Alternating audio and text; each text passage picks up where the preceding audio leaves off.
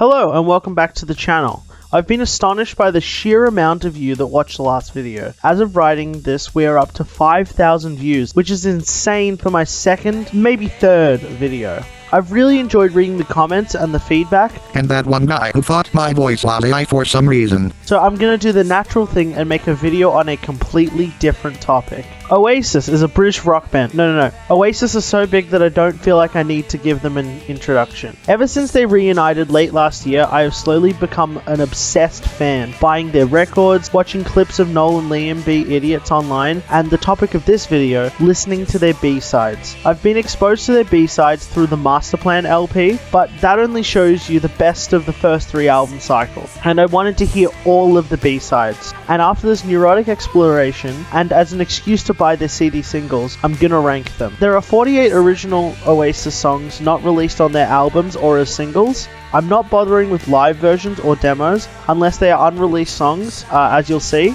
Since we have so many songs to go through, I'm going to go through these pretty quick, so don't expect an in-depth history or analysis of these tracks. Anyway, let's go. Number 42, Those Swollen Hand Blues. This is the last B-side released and is the only one from the Dig Out Your Soul era, and thank God we didn't get any more, because this feels like a piss take, a song to stir up more sales on a weak album cycle. The song is rudimentary and the circus core is laughably implemented. Number 41, Eyeball Tickler. Notably written by guitarist Gem Archer, this rocking tune does little to inspire me. A pastiche of rock and roll it is, but it also means that it doesn't do a lot to excite me. Number 40, You've Got the Heart of a Star. One of many acoustic Noel tracks, this song meanders on, attempting to create a kumbaya atmosphere, but failing to feel like anything of substance. And that flute is ear-splittingly sharp, and it ruins any joy that this song was meant to evoke. Number 39, Sitting Here in Silence on My Own. A short song with a compelling use of a Beatlesy piano tone and acoustic tone that should have been fleshed out a lot more. I don't mind the song, but it fades out way too quickly, and it feels like a teaser clip for a real song. I mean, it's not amazing, but it's got a lot more life than Heart of a Star, for sure. Number 38, The Fame. First song on the list from the 90s, and on paper it should be a lot higher on the list. But this song is easily the weakest thing Oasis recorded in the 90s. Noel's writing is amateur and his voice is unconvincing. I don't know why, but the harmonies in the chorus sound so bad. Number 37, Won't Let You Down. Written by Liam, makes sense why it's here. It's slow, and Liam's croaky voice makes my ears want to explode. I know his voice wasn't good by this time, but this song is easily one of the worst examples of how bad his voice got in the 2000s. Number 36, Thank You for the Good Times.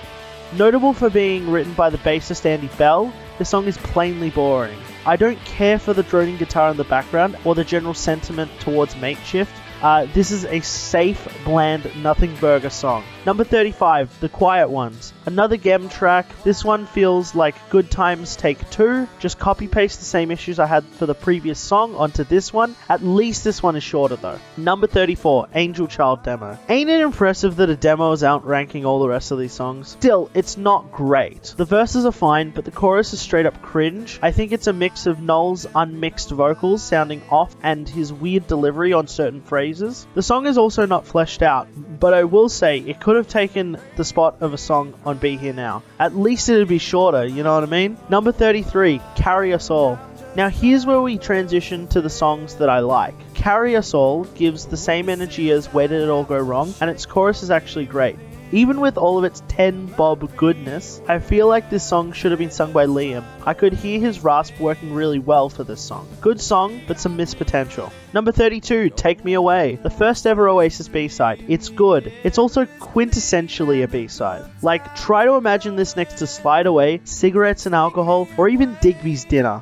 Would be weird, huh? Apparently it was recorded in 15 minutes, which is actually pretty impressive. But it also explains why the vocal take is mid. He be stretching his voice too much in that chorus. Just like, take some time. He could have made that a little bit better. Could have done a better take. Number 31, The Swamp Song. This live jam is one of the hardest for me to place. This is a full recording of a song that appears on Definitely Maybe Twice. In that context, the song works as a good breather and makes the album feel like a 3-part play. Hearing it all together though, I don't know. I was just expecting a bit more from it. It's iconic, but I still think it's a bit underwhelming as a song. Number 30, I Will Believe demo. This demo kicks some ass. This song feels like an alternate history where Oasis sounded more commercial. Liam's voices are quite a bit different and the energy isn't quite there from the band. It feels a lot more sanitized. I just wish they re-recorded this for Definitely Maybe. I think that this could have been on the shelf with the good songs. Number 29, Idler's Dream. Uniquely un-Oasis sounding. A piano-led ballad was not on my Oasis bingo card, but this song is sweet. Thank God they got Noel to do it. Imagine trying to get Liam to do this song. It'd sound like a fucking parody. I think Noel sounds really well. I just have 28 songs I prefer. Number 28, Pass Me Down the Wine. A Liam Gallagher original hits the top 30? What the fuck? I really enjoy this song's back half, with spaced out vocals in the chorus, with a simple acoustic lead and rhythm section. I also love how hard he says the word fuck.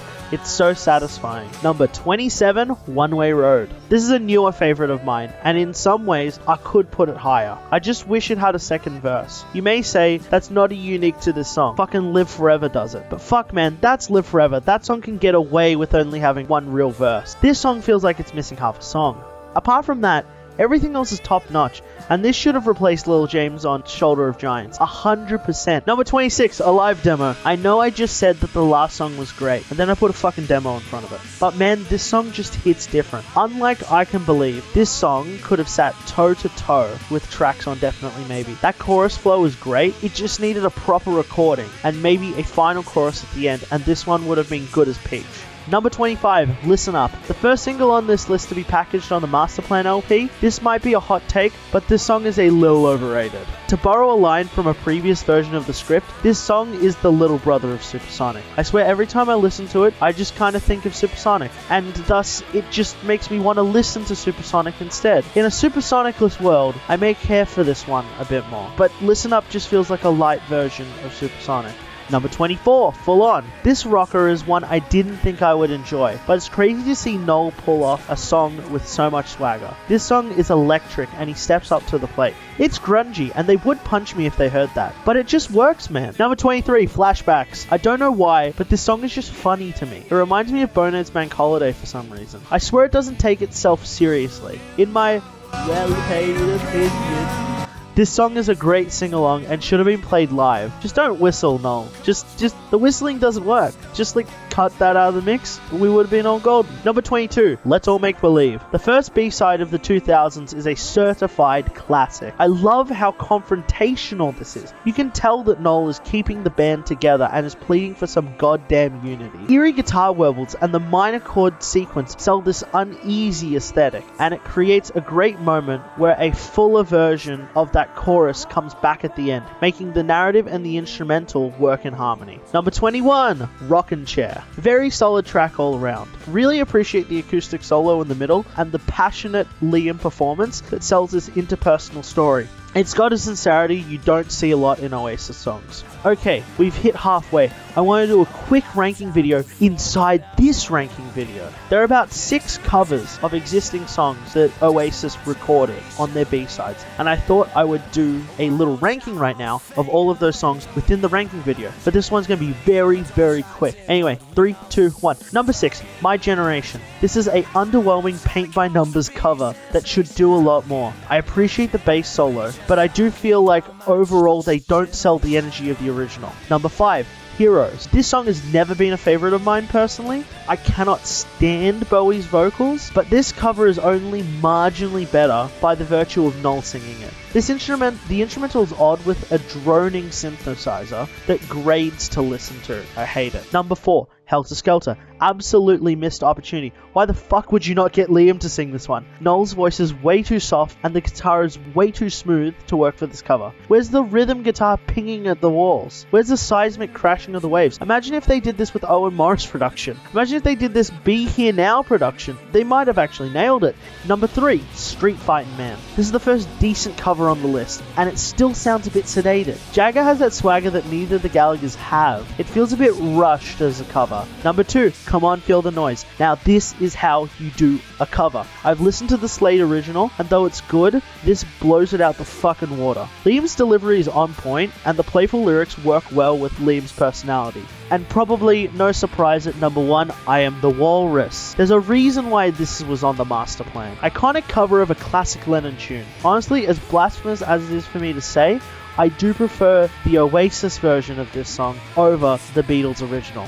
Anyway, number 20, Do You Want to Be a Spaceman? At first, I didn't think much of this one, but the more I listen to it, it's so peaceful and hopeful. Noel and an acoustic guitar singing about men amongst the stars. How simple is that? Just brilliant. Number 19, Stay Young. This song pairs well with its single, both being grand upbeat songs. I love the harmonies on this chorus, and it feels like Liam and Noel's voices blend very well here. I think the one nitpick I have is the ending drags on a bit long. If they cut it off a bit earlier, it would be a little bit better. Number 18, It's Good to Be Free. I've seen this one doesn't get as much love as it deserves online. This song makes me think about walking around a small seaside town for some reason. Maybe it's the keys sounding guitar part that hovers in the back of the mix, but this song sounds like it's strolling down in shorts and sunglasses at 4:23 in the afternoon. What I'm trying to say is it's mysterious, yet so cool.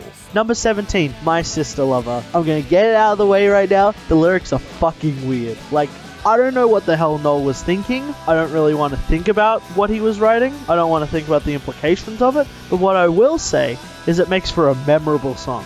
The sinister instrumentals with the use of disconnected tones and a lead guitar that keeps snaking around throughout the song complements the subject matter really well. I love the piano tone on the pre-chorus. It's haunting as fuck. I do feel wrong liking this song so much. And you shouldn't listen to it with your family, but it's a good song. Number 16, As Long As They've Got Cigarettes in Hell. This one hits in a way that I didn't expect to. It's not overly complex or even profound. The first half is quite standard, but man, that second half hits like a truck and it feels so sentimental. The use of what I think is the Strawberry Fields sound font, as well as reversed guitar samples, create an atmosphere I didn't think I know I needed. I hope I think I know. Underrated as fuck. Number 15, Head Shrinker. The worst song off the Some Might Say single, which is pretty fucking high to have all three of them in the 15. This is a certified hurricane of drums and fuzzed out guitars. Liam's bravado pays off in dividends here. His growl into the guitar solo is biblical. It gets me so pumped to do heroin, ice, speed, bath salts. Number 14, I've Got the Fever. Very good standard Oasis tune, front to back. This definitely should have been on Be Here Now. Outside of that, there's not a lot unique to say about this one. It's just really good and I like it, and it's really good and I like it. Number 13, Just Getting Older. Does anyone feel like this one sounds like Dear Prudence by the Beatles? Anybody? It wouldn't be the first comparison between the Beatles and Oasis. I'm usually not a fan of a slower song, but the combination of the slow slick soul, the artificial choir, and a stellar performance by Noel is enough to make this hit differently for me. His voice is just so reassuring in this one, and considering the subject matter, it feels like I'm talking to a friend. Number 12. Round Our Way, also known as that song from Nebworth that nobody remembers. This song is so fucking positive that it's hard for me not to love it. The horns are blazing and the song is so bouncy it's hard not to dance to it. And then the harmonica. I think I might have like a harmonica fetish or something, but if I ever hear the tones of one of those things, it seems to bump that song up by a couple of points. Number 11, Step Out. And here we have the award for why the fuck was this not put on the master plan award. The song is infectious. Noel nails the singing here, and that solo is to die for. The song is pinging off the walls on this one, and should be a mandatory listen for any Oasis fan. This one stands up to other greats like Morning Glory and Hello. I guess since there's so much good material in this period, it got buried, but seriously, listen to it. Number 10, Shout It Out Loud. The best song of the 2000s era of Oasis. This song gets into my head a lot for no reason. I think the hook is very memorable and this song has a lot of soul. I appreciate the layered production and the fact that they leave space for each instrument to breathe. I don't think anything is fighting for airtime, just a tender song. Number 9, It's Better People. See, Oasis are considered like men of the people, but it's hard to see when they make such great songs. This song, to me, is why they are still men of the people. Such a damn simple chord sequence looped over and over again. A chord sequence that I could even play. On top of that, only a sparse amount of secondary instrumentation. And with a message so universal as community, this song exemplifies their working class roots. Great stuff. Definitely should have been on the master plan. Number 8, Cloudburst. Think back in your mind. Remember that award Step Out just earned? Why the fuck was this not put on the master plan award? I think I may have read the wrong name. Yep, we're moonlighting this bitch. Cloudburst is the single biggest snub from the Master Plan LP. This song is on the heavier side, and I swear whatever the boys were on, which they were on a fucking lot probably, when they were recording those guitars, I need that. This might be in my top favourite guitar bits in an Oasis song, and I'm not exaggerating. Absolute masterclass of a song, and you have to listen to it now. Number 7, Fade Away. Going from strength to strength, we have another heavy hitter. These guitars form a goddamn wall of sound, and this is one of those songs that screams Oasis to me. It makes sense why this one gets played at their reunion gigs, because it's an easy crowd pleaser and a jolt of energy unlike a lot of their work.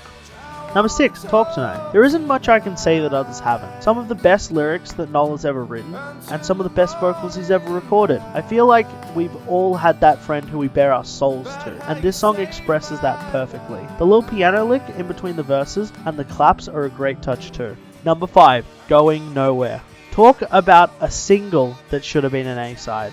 I think this song shits all over Stand By Me and is the real star of the single. The build-up between the verses is really gratifying and a great foil for the growing expectations of a budding songwriter fantasizing of their dreams of expensive cars and a lavish lifestyle. I have no notes. Everything here serves a purpose, and the over-the-top production helps sell this life he wishes for. Number 4, Underneath the Sky. As much as I love the last couple of songs for how poetic they are, I find it hilarious that this is the song whose lyrics I love the most. Considering they came from a fucking airport book Noel found somewhere on tour. The song is genius. The guitar line in the background, the drums right before the chorus, the harmony held when he sings the word again, immaculate. Number 3, Half the World Away. It was so hard to split the last 3 and rank them because these songs are amongst the top Oasis songs ever recorded. These go beyond the moniker of a B-side. Very few bands can get massive crowds at Glastonbury to recite their lyrics to a fucking B-side 20 years after they wrote it.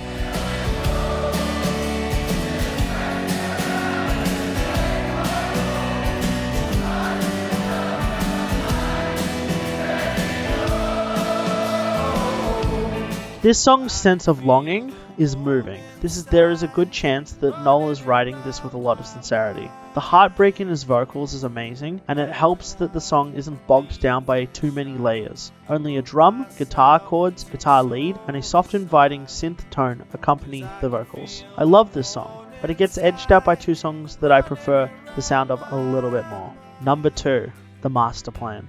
You'd be mistaken for believing this is an A-side how prevalent the song is. It's been played for decades at this point, including Nebworth and their current reunion tour, in encore no less. Artists have their magnum opus song. I think that most people would say Oasis's would either be Champagne Supernova, or Live Forever, or Wonderwall, but to me, it's The Master Plan. A song seemingly coming from the hubris of their songwriter's ambition to become the biggest band in a matter of 3 albums. A song so large it cannot be contained within 5 minutes, and of such relevance to this topic that its title is what they chose to name a collection of B-sides after their 3rd album flopped and they needed to pick up the pieces. The Master Plan is the song that I think of when I think of B-sides. Not just Oasis B-sides, any B-side. Everything in this 5 minutes is meticulously crafted, from the orchestra creating a hauntingly beautiful arrangement, the guitar wailing like Clapton or Hendrix, and the lyrics that detail a history destined for greatness. Surely, this song would be the number 1 song. But to be a number 1, you gotta get a little help from your brother. And number 1, Acquiesce. What a fitting conclusion to a list of B-sides with a song the Master Plan LP lists as the song that people believe should have been the A-side. For full disclosure, this is my favourite Oasis song ever. I'm a real sucker for this tune for many reasons. Whether it be the fact that this is one of very few songs that Liam and Noel trade lead vocal duties on. Their voices work really well together, and Noel's higher range helps the song feel grand. The lyrics can be a little on the nose, especially as the brothers themselves have not been the most fond of each other over the years. But this song sells their bond, and shows why you can't just have Noel, and why you need Liam too. The guitars are blazing on this track, and the fact that they play a snippet of Morning Glory at the beginning and the end is a real neat touch that convinces me that this song should have taken the slot of something off the album. Fuck, I'd just swap Hey Now and put this song in the album before the second Swamp Song excerpt, and then put Morning Glory after that excerpt, and the album's perfect. This song is perfect and has earned its spot at the top as the best Oasis B-side ever released. And now with that, thank you. What about best single? Okay, fine, but this has got to be ultra quick. I'm just going to cut to the chase. It's Some Might Say. It's the only song with 2 B-sides in the top 10 and all 3 B-sides in the top 15. It's the best value for money in terms of a single, and Some Might Say is also a top 10 Oasis track, so you get 4 amazing songs in one. Other notable singles are Don't Look Back in Anger and Wonderwall with 2 songs in the top 15. Anyway, here are the figures for my rankings of each single, and while that's scrolling down the screen, I want to say thank you for watching this video. Like I said earlier, the response on the last video was insane, and I want to thank anybody who subscribed, who watched, who commented, who liked, or even disliked. I'm approaching this as a hobby, but the more support I get, the more motivation I get to make the best videos I can. I hope you guys enjoyed this video and stick around for the ride. I'm chewing on a couple other video ideas right now, so I hope to get those out over the next couple months. Anyway, let me know what your thoughts are. Did I rate any of these too high or too low? And if you've got any video ideas that you'd love to see me talk about, just comment them down below. I'd love to hear what y'all want to hear me yap on about. Anyway, thank you so much for watching and have a great day. Bye.